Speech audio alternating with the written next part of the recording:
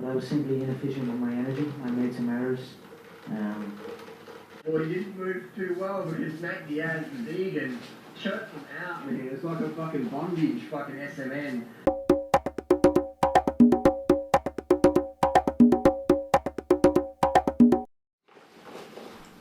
Hi everyone, it's Manny from Vegan Rock Climbing again, this time with a more training specific episode about a hangboard session for softies. Why I say softies? Well, I will show you a hangboard drill which will put a very low stress on your fingers, tendons and joints and stuff. So there's a very low risk of injury involved here, and that's what we want to stay out of injury. These exercises are ideal if you're a beginner, a hangboard beginner. Let's say you just bought your first hangboard and you want to get used to the holds, or you want to get used to the training in general. Or another example, if you made a big rest for some weeks even, like I did recently, then these soft hangs are ideal to reintroduce your fingers to this kind of training. Normally the hangboard training is, as I said, very harsh, I would say, to your tendons and fingers, because the aim of the training is that you put a really high stress on the fingers, that you get stronger on your max power. But in this session I'm focusing more on soft training. I always do everything with two hands and I don't add any additional weight or stuff like that. I just make a few hangs, and as you can see I'm already warming up here. In this session I'm training the 4-finger open grip and the 3-finger open grip, so I want to make sure that I warm both of these up properly during the warm-up, and you should notice that you're getting better very fast during the warm-up.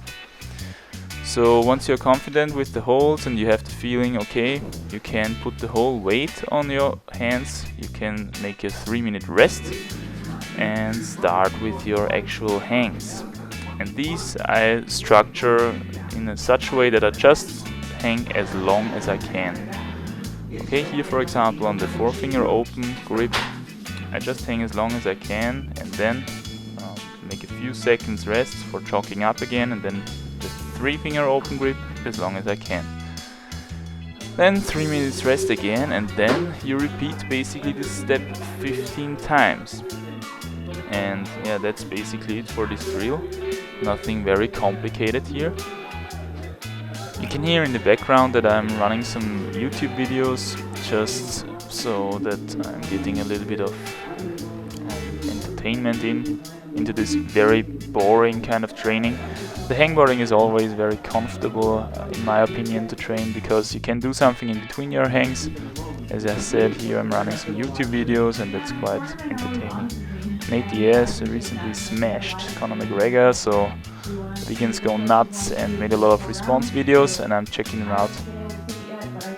What you can do to adjust the difficulty a little bit for you, if you have the feeling that the hold becomes very easy to hold for you and basically too good for a real training, then you can start leaning over to one arm. So I mean that there is a larger percentage of your weight on one arm than on the other.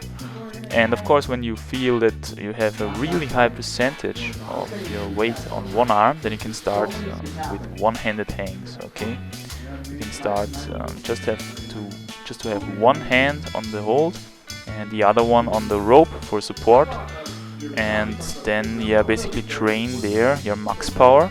And one day you will be able to just hold your edge one-handed. And that's of course awesome, because that's the power we need for hard climbing.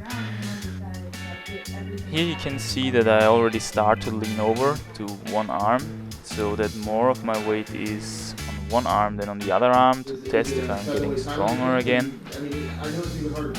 Once I'm very strong or very confident in doing that, I would start to make one-handed training again. And another thing that I should mention is that I'm training 2 grips in one session here.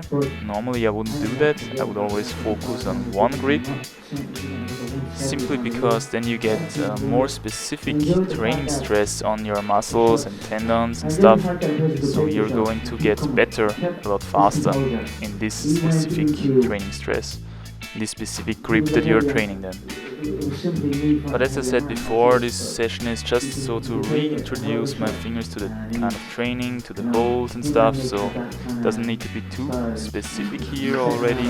We can always start doing that when we have the feeling that we're getting stronger on our grips and getting more used to the hangboard. Just a few seconds ago you saw that I brushed my hangboard with a small toothbrush.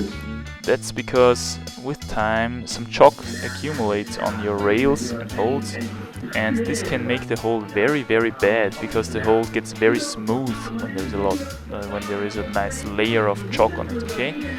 So always keep that in mind. I compared the lower rail here to my medium rail on my hangboard, and I noticed that the medium rail is much better because there is not such a layer of chalk. So keep that in mind. Not only the size of the hold matters, but also the surface. The smoother the surface, of course, the worse the hold. Alright, so that's basically it for this video. I hope you got something out of it. Thanks for watching, and see you guys next time.